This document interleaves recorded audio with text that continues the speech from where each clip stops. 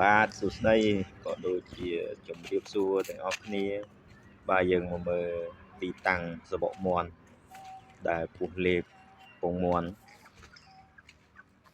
កាលពីយប់មិញនេះនៅខាងមុខជាប់នឹងលបងគុំស្បូវ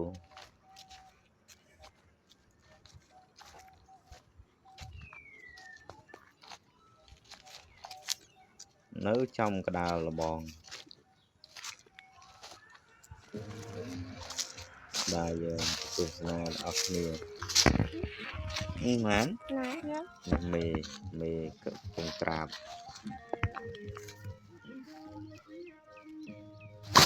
ទីចាតានេះពង2 4 6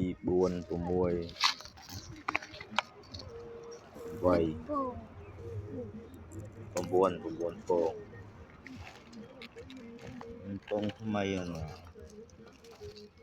ខ្លួនចាស់បាទហើយជាងតិចទៀតយើងទៅទស្សនាពេលវាពងលេប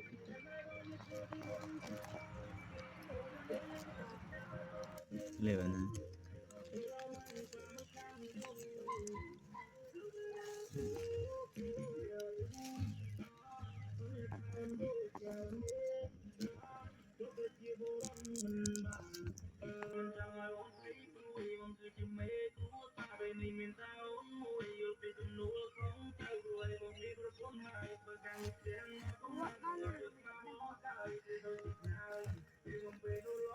ាពេលលើគ្រូ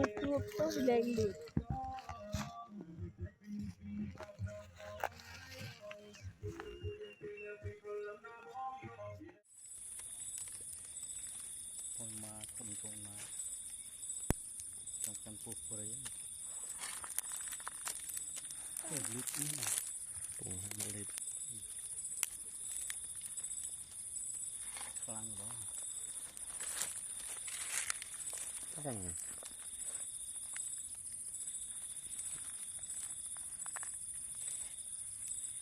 ទៅចិត្តធំ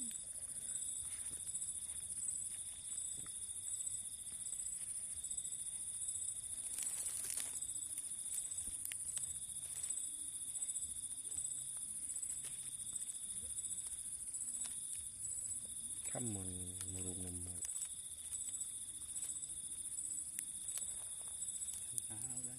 ដល់កូនមុននៅរូបខាងជឿ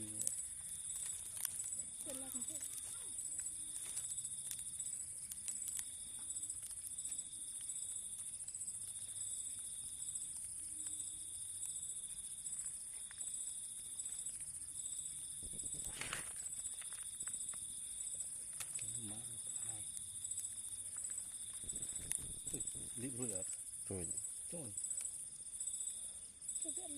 នេះវាធំហ្នឹង